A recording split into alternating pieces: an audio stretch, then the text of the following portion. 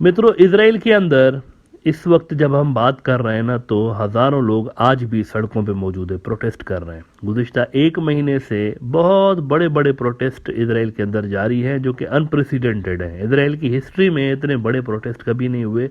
कल भी 80,000 से ज़्यादा लोगों ने यरूशलेम के अंदर, जो फ़लस्तीन का कैपिटल है, वहाँ पर मुजाहरा किया। 80,000 से ज़्यादा लोग। और उससे पहले भी परसों 90,000 से ज़्यादा लोगों ने मुजाहरा किया। तो हर रोज़ जो है 1,80,000, 1,80,000 कुछ इस तरह से जो है ना फिगर्स आ रही होती हैं कि इतनी बड़ी तादाद में लोग जो है वो जमा हो रहे होते हैं। और ये सारे जो मुजाहरे हो रहे हैं वो इस वजह से हो रहे हैं क्योंकि नेतन्याहू इस तरह के कानून पास करने जा रहा है कि जो सुप्रीम कोर्ट है उनकी, वो पॉलिटिशियंस के ऊपर असरअंदाज नहीं हो सकती जो कि गवर्नमेंट में होंगे। यानी कि जो कवानीन उनकी पार्लियामेंट पास करेगी उसको सुप्रीम कोर्ट टच नहीं कर सकता, छेड़ नहीं सकता। इस तरह के कवानीन ना सिर्फ वो पास करने जा रहे हैं बल्कि ऑलरेडी उसकी इब्तिदा हो चुकी है। यहाँ से प्रोटेस्ट हो रहे हैं बड़े बड़े, लेकिन उसके बावजूद भी नेतन्याहू अपना जो प्लान वो करके बैठा हुआ है उस पर उसको इम्प्लीमेंट करता जा रहा है। तो इस चीज़ ने बड़ा वहाँ पर बवाल क्रिएट कर दिया है कि ये तो यानी कानून से भी ऊपर चले गए जो हुकूमत में आके बैठ गए। अच्छा, इनके जो हार्डलाइनर्स जिन्होंने इनको सपोर्ट किया था वो भी सर पकड़ के बैठ गए कि इनको हम लेकर आए थे कि फ़लस्तीनियों को सबक सिखाएं, लेकिन ये तो हमें ही सबक सिखा रहे हैं इसराइलियों को, और ये तो हमारे ही कानून को जबरदस्त कर रहे हैं। यानी यूँ समझे कि इसराइल के अंदर एक तरह की ला कानूनियत आ गई है, जिसकी लाठी उसकी भैंस। तो इस तरह का कानून आ गया है कि जो पावरफुल लोग होंगे, जो कि कैंसर में बैठे होंगे, बस वही जो कानून बनाएंगे वही चलेगा मुल्क के अंदर। और वो खुद ही अपने आप को जब माफ़ करेंगे तो उनको कोई फिर किसी कानून के अंदर, किसी कोर्ट के अंदर गुनाहगार डिक्लेयर नहीं करवाया जा सकता। तो ये कवानीन वहाँ पर बन गए डेस्पाइट ऑल दीज प्रोटेस्ट।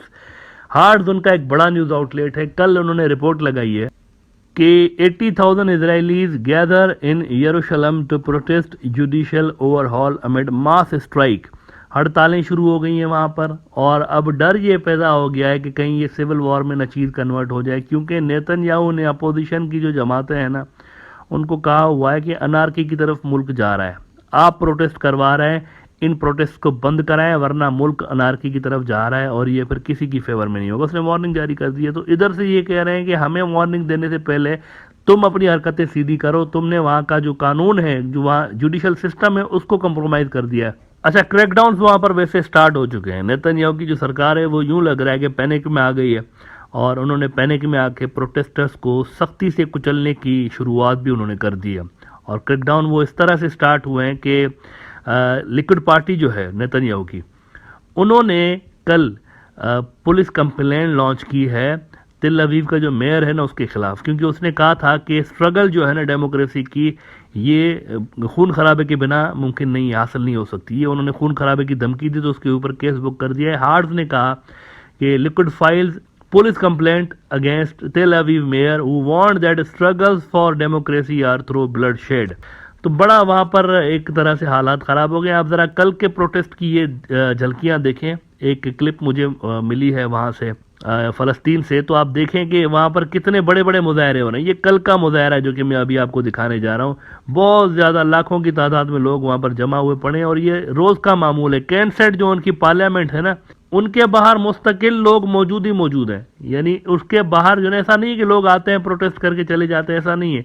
एक जाते हैं दूसरे आ जाते हैं, इस तरह से बड़ी तादाद में मजमा जो भीड़ है कैनसेट जो कि पार्लियामेंट है उसके बाहर हमेशा वहाँ पर मौजूद है, और इसके चलते वो कानून साजी भी करते जा रहे हैं। ये जो कंट्रोवर्शियल जुडिशल लॉज हैं इसको अप्रूव भी करते जा रहे हैं। तो वहाँ पर मामला ख़राब होने जा रहे हैं। अगर ये लॉज मंजूर हो गए तो there will be no point of return. अभी तो देखें ना, वो जो उनके अपोजिशन वाले इसी पे बात कर रहे हैं ना कि इसको हॉल्ट करो और हमारे साथ बात करो, लेकिन अगर ये मंजूर हो गए, पास हो गए, तो बात किस पे करेंगे? इसको रिवर्स करेंगे? सवाल ही पैदा नहीं होता। अगर रिवर्स करना होता तो नेतन्याहू इतना जल्दी जल्दी क्यों उसको अप्रूव करवा रहा है? असल में नेतन्याहू को ये मसला है कि कहीं उसके खुद के खिलाफ भी एक कार्रवाई चल रही है करप्शन की, तो उसको ये मसला चल रहा है कि कहीं ऐसा ना हो कि मैं ही धपड़दूस हो जाऊं और मुझे ही सुप्रीम कोर्ट अनफिट डिक्लेयर कर दे और गवर्नमेंट मेरी गिर जाए, जैसे कि उसके इंटीरियर मिनिस्टर को उनके कोर्ट ने, नेतन्याहू के इंटीरियर मिनिस्टर को धपड़दूस कर चुके हैं, फारिग कर चुके हैं। उसने टैक्स का फ्रॉड किया था, और वो भी 1-2 साल पहले। तो वो डिसीजन अब जाके उन्होंने सुनाया कि ये बंदा जो है पब्लिक की ये जो रिप्रेजेंटेशन है ये करने के लिए अनफिट है, तो उसको निकाल दिया गया है। और वो बड़ी तगड़ी पार्टी का, शास पार्टी का मेरे ख्याल से हेड था, उसको निकाल दिया गया है। तो नेतन्याहू को ये डर है कि अगर जुडिशरी को मैंने कंट्रोल नहीं किया तो मेरी गवर्नमेंट जुडिशरी के जरिए धड़ाम से गिरवाई जा सकती है। तो हर एक के अपने अपने स्टेक्स हैं यहाँ पर। नेतन्याहू गवर्नमेंट बचाने के चक्कर में जुडिशरी को कंट्रोल करना चाहता है और अपोजिशन वाले अपने जो इंटरेस्ट हैं उनको बचाने के चक्कर में जुडिशरी को फ्री एंड फेयर रखवाना चाहते हैं। पहले आप जरा कल के प्रोटेस्ट की ये झलकियां देखें, उसके बाद इस पर मजीद बात करते हैं।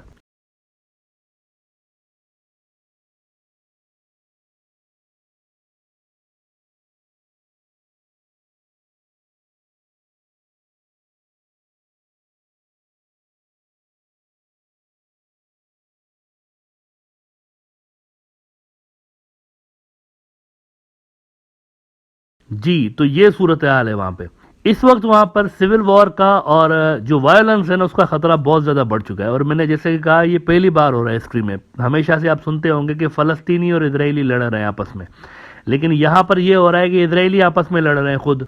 बल्कि ये भी हो रहा है कि जो नेतन्याहू के खिलाफ प्रोटेस्ट हो रहे हैं ना, उसके अंदर फलस्तीन के झंडे भी नजर आ रहे हैं। क्योंकि फलस्तीन के झंडे इसलिए नजर आ रहे हैं कि नेतन्याहू का जो मिनिस्टर है इतमर बिन गवेर, उसने एक कानून पास किया था कि फलस्तीन का झंडा लहराना जो है ना वो काबिल सजा जुर्म है। पहले नहीं होता था।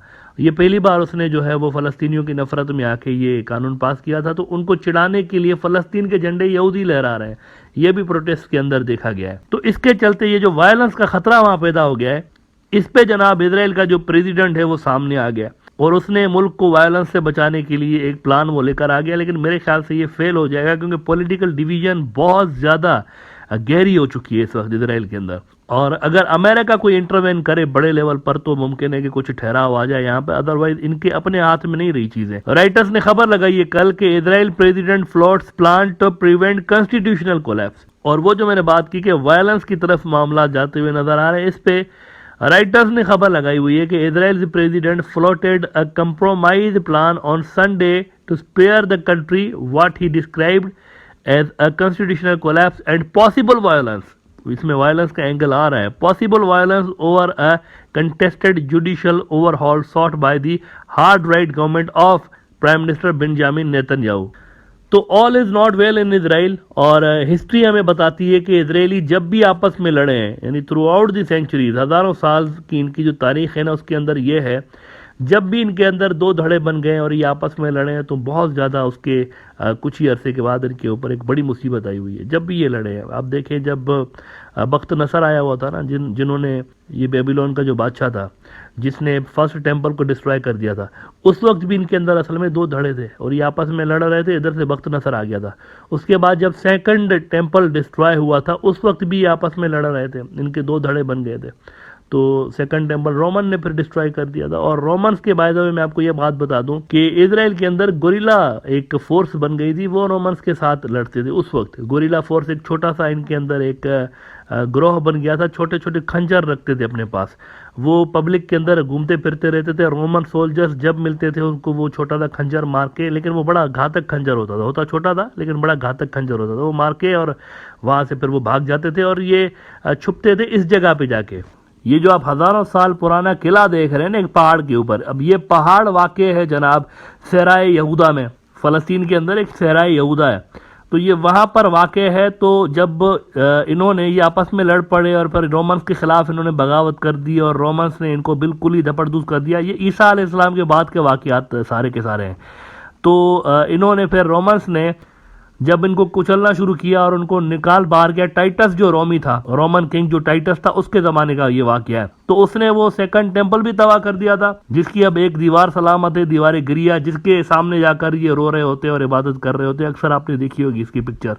ये उसी जमाने के टेम्पल की कहा जाता है कि दीवार है। तो रोमन्स ने इनको यहां से निकाल दिया था। तो इनका एक छोटा सा ग्रोह था जो कि कहते हैं ना गोरिल्ला फाइटर्स बन गए, शिकारी उनको कहते थे, छोटा सा खंजर अपने पास रखते थे। आखिर में जब रोमन्स ने इनके ऊपर क्रैकडाउन किया था ना, तो ये भाग के यहाँ चले गए थे। इस किले पे उन्होंने पनाह ली थी, काफी अरसे तक यहाँ पर रहे थे और आखिर में कहा जाता है कि एक मास सुसाइड हुई थी। इनको रोमन्स पकड़ नहीं सके थे, उन्होंने जो है वो खुदकुशी कर ली थी इस किले के ऊपर। तो ये बड़ा तारीखी किला है। इस हवाले से अगर आप फलस्तीन के अंदर जो हिस्टोरिकल प्लेसेस हैं उनको अगर आप रीड करेंगे तो ये भी उनमें से एक है। तो ये हिस्ट्री रही है कि इजरायली जब भी आपस में लड़े हैं तो उनके ऊपर कोई बड़ी मुसीबत आई है, और इस वक्त भी इजरायली शदीद दस्तो गिरबान है आपस में, और इनके दरमियान इस वक्त जो है वो बहुत बड़ी कन्फ्लिक्ट पैदा हो चुकी है जो कि अनप्रेसिडेंटेड है, और इनकी हिस्ट्री में कभी जब से इसराइल बना है ना 1947 से, जब से फ़लस्तीन भी कब्जा हुआ है, इतने बड़े लेवल पर इंटरनल कॉन्फ्लिक्ट इसराइल के अंदर कभी पैदा नहीं हुए।